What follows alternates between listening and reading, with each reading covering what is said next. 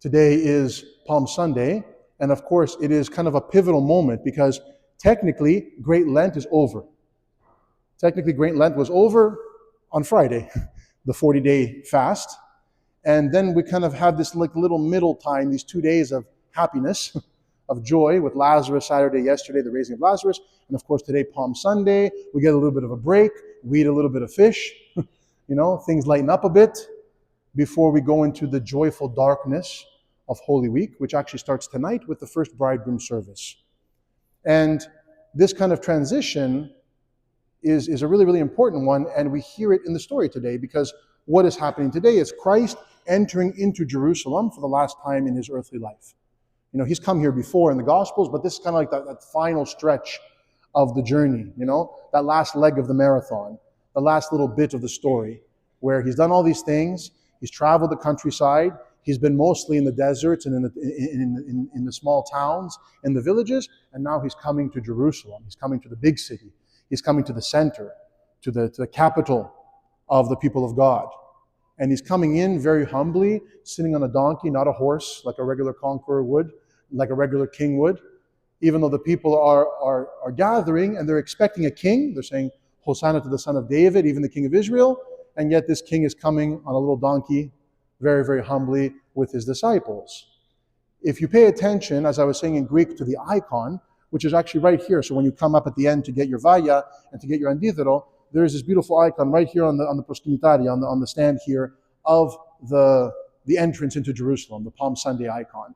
And it's really, really beautiful because you can see in the icon that there's kind of like, two halves, two parts to the icon. There's the one side, on the left-hand side when you're looking at it, which is, Christ on the donkey, and there's the desert, and there's, little mountains and dryness and caves and things like that, and the disciples are following behind, and there's trees.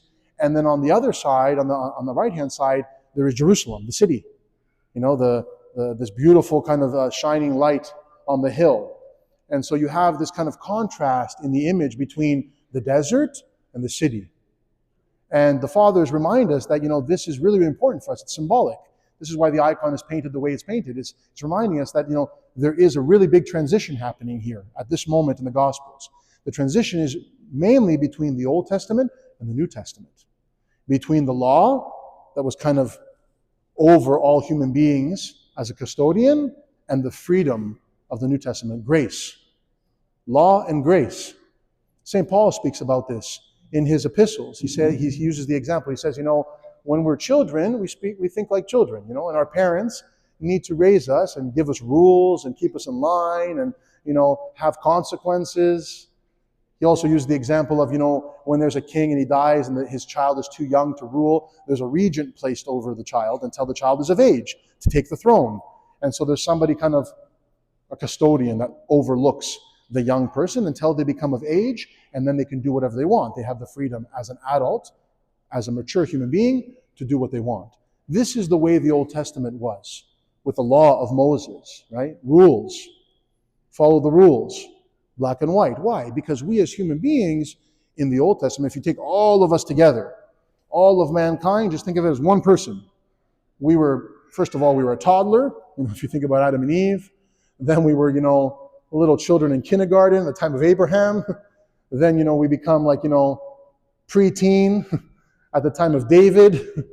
And slowly we come into our teens. We get older, we become wiser, and slowly become more mature, but we still have this law.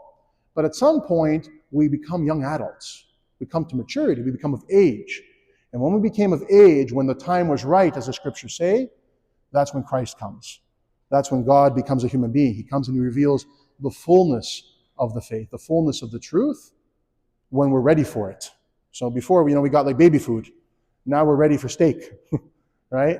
And I know for all of you who've been fasting 40 days, you're all ready for steak, right? So it's all about coming to maturity. And so the Old Testament and the New Testament are not contradictory. More, it's like a progression from being a child to being an adult. And all of you know this, especially those who have children of your own, and all of you who I assume were children at some point. You know that when you're a child, your parents tell you what to do. Sometimes we don't like it. Sometimes we're afraid that we're going to get in trouble when we do something wrong, right? But we do it, hopefully. But as we get older and we become young adults, and then we get married and we create our own families, our relationship with our parents changes. And it becomes more of a mutual respect. Why? Because now I understand why my parents taught me the things they taught me, and why they set up rules in a certain way, and why those rules were extremely important for me to become a human being.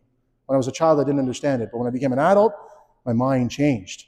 And in the same way, humanity needed to change, and I would say still needs to change.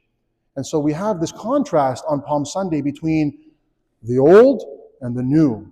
The desert, which is dry and barren, doesn't have a lot of life in it, and the city, which represents the city of God, the kingdom of God coming, right? And so there is this beautiful transition. And if you pay attention to the hymns coming up tonight and tomorrow night at the bridegroom services, there is this example of the fig tree. Jesus, he curses the fig tree in the desert. He sees the fig tree doesn't have any fruit, and he says, I curse you, and the fig tree withers and dies. The fig tree in the Old Testament was a symbol of Israel. And basically, he was like saying, well, if you don't believe in the Word of God, if you don't move forward, if you don't mature, if you don't grow, then you die. If you don't move forward, you don't become an adult, there's no going back. There's no life. And so some people who were following Christ believed in him, and some did not. Most of them were Jews. Most of them were Israelites. But the ones who believed in him became what are known as Christians, right? They became Jews who believed the Messiah came, and those who didn't rejected him. And there's this symbolism, again, in Palm Sunday of those who will believe in Christ and continue on and become what is known as the new Israel, the church, and those who reject Christ and kind of, I guess you could say, miss the boat because they're still waiting for Messiah. And so this kind of contrast has a lot to do with us as well, because we're at the crossroads as well. We've had 40 days of fasting. Now we're ready for Holy Week. And the church reminds us, okay, we are entering now into this last phase. What are we going to do? Are we going to follow? Are we going to continue on? Or are we going to turn back? Are we going to give up? Have we learned anything from the last 40 days of fasting? Have we learned anything about ourselves?